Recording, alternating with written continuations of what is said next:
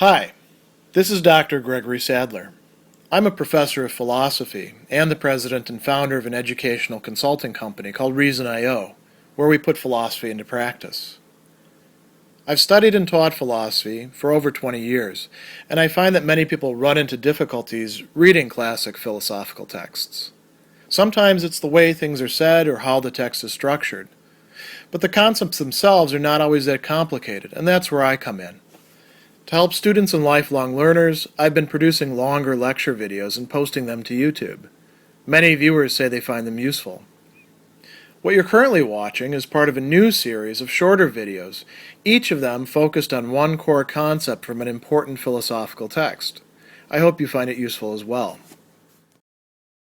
At the end of his Prolegomena to Any Future Metaphysics, Immanuel Kant has this section, Solution of the General Question of the Prolegomena, and the general question is, how is metaphysics possible as science, as Wissenschaft, as a rigorous, systematic body of knowledge that can be developed by the rational being, namely us. Now, he's going to begin this section by noting something quite interesting. So he says that metaphysics as a natural disposition, a Naturanlage of human reason, which he's discussed earlier in the third part of the Prolegomena, which is devoted to metaphysics, is actual. It is wirklich. Now, this is a German term which can be translated as actual or real, meaning that there are things out there in history and in Kant's own present that are calling themselves metaphysics. And he gives a number of different examples of this in that section. So there are people doing metaphysics, thinking they're engaging in metaphysics, reading and writing books on metaphysics, having classes on it. So there's that aspect, right? There's something that's called, or some things that are called metaphysics. And then he goes on and he says, but if considered by itself alone, für sich allein, and he doesn't actually say considered there, he just says for itself, it is dialectical and illusory. So this is talking about the metaphysics that is out there that is actual. It's not as if there's actual metaphysics and then there's dialectical and illusory metaphysics. These are two different ways of looking at things. One goes to the library or sits in on university lectures, or in our time, maybe type some things into Google to do a search term and says, well, there's metaphysics there. The other is what Kant has revealed to us throughout the Critique of Pure Reason, but also this Prolegomena, that those claimants to metaphysics are in fact dialectical and illusory. And we saw earlier that it's difficult to not do metaphysics because we do have this natural disposition, this tendency to want to go beyond the boundaries of mere experience. But there is some hope here, right? So he says, if we think of taking principles from metaphysics and in using them follow the natural, but on that account no less false illusion, we can never produce science, but only a vain dialectical art in which one school may outdo one another, but none can ever acquire a just and lasting approbation. So he goes on and he says, in order that as a science, metaphysics may be entitled to claim not mere fallacious plausibility, not being on top for a while as a philosophical school, but insight and conviction, we have to do something. And this happens through a critique of reason. If we do, in fact, engage in a critique of reason, and it just so happens that at the time that he's writing this, Immanuel Kant has a whole book called The Critique of Pure Reason out there, and he'll follow it up with, Critique of Practical Reason and Critique of Judgment, providing us with a whole system over time. Then we actually can have metaphysics as a science, according to Kant. And if we don't do that, no science, right? So before we look at what this critique and science would actually involve, let's skip ahead a little bit and look at what he calls dogmatic metaphysics, which is basically all the metaphysics that has been done up until that time. We could add to that skepticism, which is really a rejection of metaphysics that doesn't go far enough, and we'll see how we get to that. So he tells us that why do we have to do metaphysics? So reason, as he says, had to have something, etwas bedürfte, needed to have something, desired to have something, we could even say, if we were looking at what he said before, because reason wants us to go beyond mere experience and perception and even, the scrutiny of the understanding and go into thinking about reason and its principles themselves. We can't avoid for long the attraction of engaging in metaphysics. We have to have something. So what kind of something do we wind up with? So he says that it couldn't find anything better for its support, and then he tells us that critique stands in the same relation to the common metaphysics of the schools. Now, you could say, scholasticism, medieval philosophy. Well, yes, but also Cartesian philosophy, also what's happening over in Oxford and Cambridge, what's happening throughout Germany. So it's not just the metaphysics of Aristotelianism and Thomism or something like that. It's also Cartesian metaphysics. It's also Lockean metaphysics. It's also, Leibnizian and Wolffian metaphysics that is under the gun here. And he says that critique stands in the same relation to the common metaphysics of the schools as chemistry, a real science that has been developed, stands in relation to alchemy, not a real science, right? It's got principles. You can get books on alchemy, but it all winds up being not nonsense, but, illusion when we get down to it. Same thing for astronomy and the astrology of the fortune teller, right? So what do we actually have here? He calls metaphysics done by the schools, an old and sophistische, right? Pseudo-science. And actually the term there's no pseudo, which means lying in Greek, right? It's Scheinwissenschaft, only apparent science. The illusion of science, which is what, astrology and alchemy, according to Kant, and I think according to many people in our own time, really amount to. So what we've got here is, as he's going to call it, a false art, a vain wisdom, eitles Weisheit in German, right? And he tells us that all false art, all vain wisdom lasts its time, it endures for a while, but finally destroys itself. It shows itself as incapable of satisfying the real desires of reason, which is to have genuine, systematic, reliable knowledge, Wissenschaft, science. And he says something else that's very interesting here as well. Its highest culture, as it reaches its highest point, it also it attains to its epoch. And epoch is perhaps a somewhat misleading translation. It's epoch of decay. It's Zeitpunkt ihres Unterganges. Untergang is going under, collapsing. Decay works for this. Zeitpunkt has the sense of like coming to a point in time. It could be an era, it could be an epoch, so we sometimes talk about like the modern era or, the roaring 20s. Those could be a Zeitpunkt, but it's a little bit less of a, long stretch of time.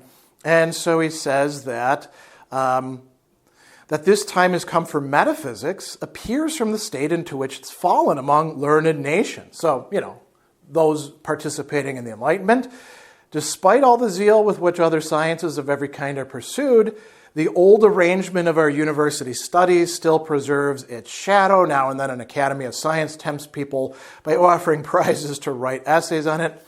But it is no longer numbered among sound, fixed, established sciences.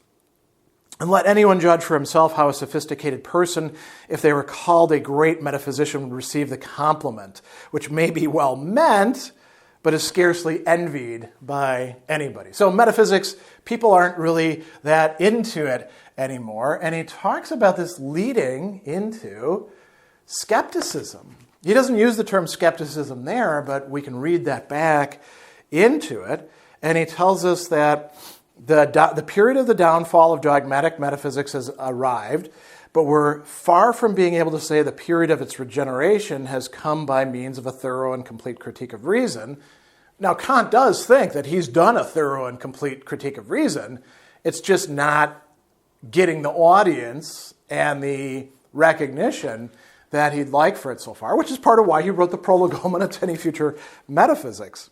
So he says, transitions from an inclination to its contrary pass through the stage of indifference, Gleichgültigkeit, right?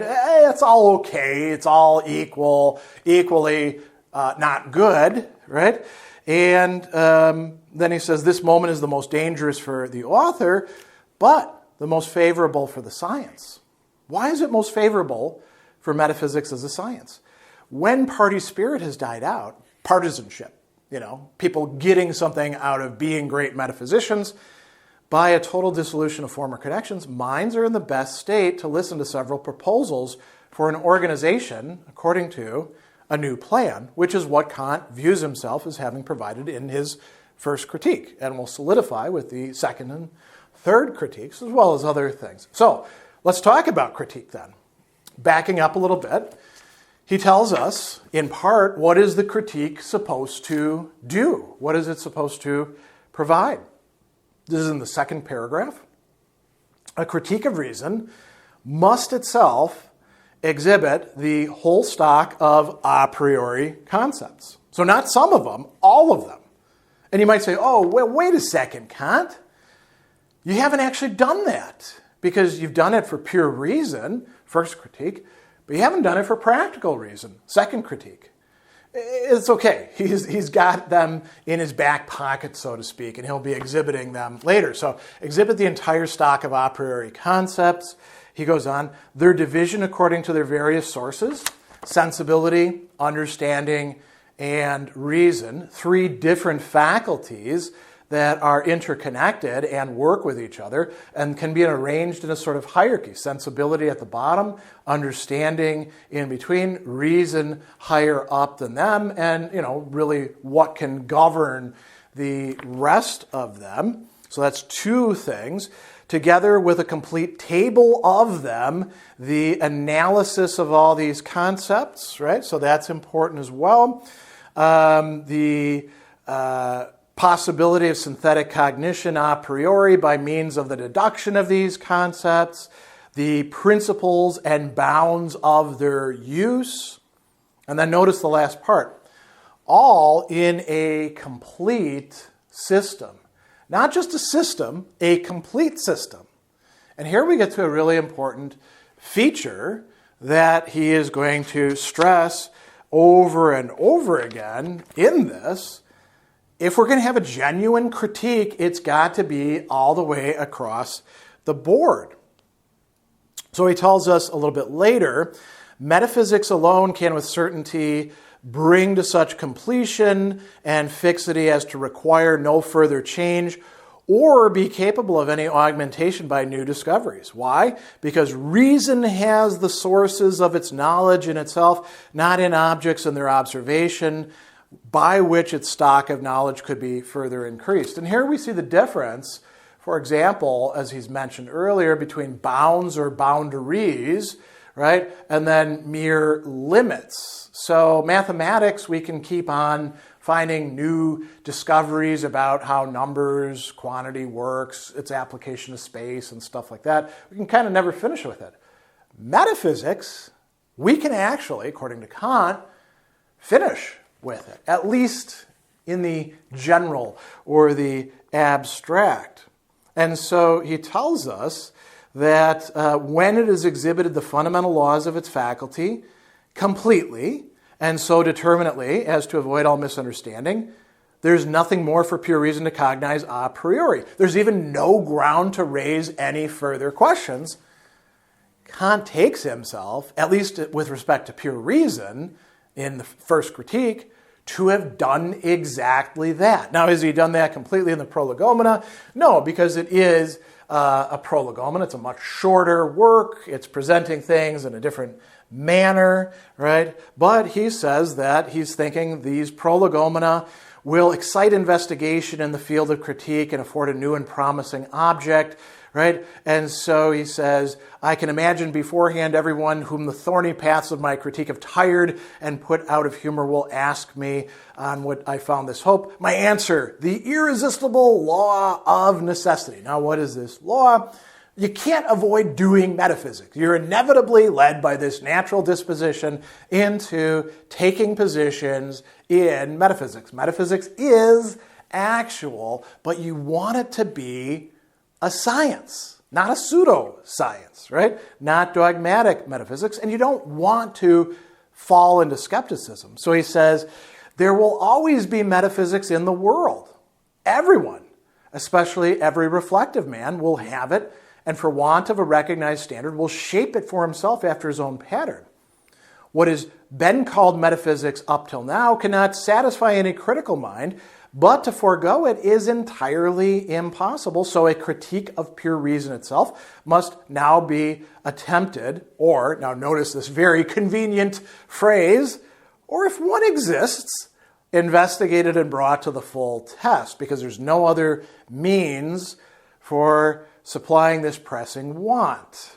Right? So just so happens that, as I mentioned before, Kant does have a critique worked out that you can easily get your hands on, purchase, read for yourself. I mean, it's a little bit self-serving, but it's not self-serving in a bad way. Here, Kant's saying, look, I've got a critique available for you. You just got to actually read it, study it attentively. And that's very important, as we see in the next section, where he engages one of his critics who is not looking at it quite so attentively.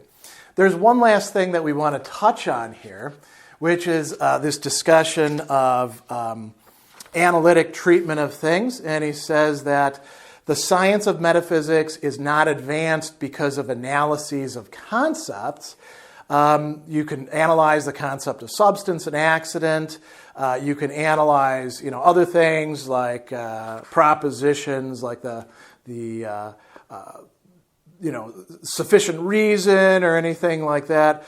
But in analyzing, you're not actually advancing things. What we need are synthetic a priori concepts, propositions, judgments, cognitions, to go back to the terminology that he's been using this entire work. And that is indeed what the critique of pure reason is supposed to be providing us, either with or with the possibility, the guidelines for deriving our self. So this is how Kant conceives of his project in the first critique and what he has to tell us about it in relation to the metaphysics that's out there, but really doesn't deserve the name at this point because it's, at best, pseudoscience that needs to be replaced by a real metaphysics that Kant thinks that he's paved the way towards.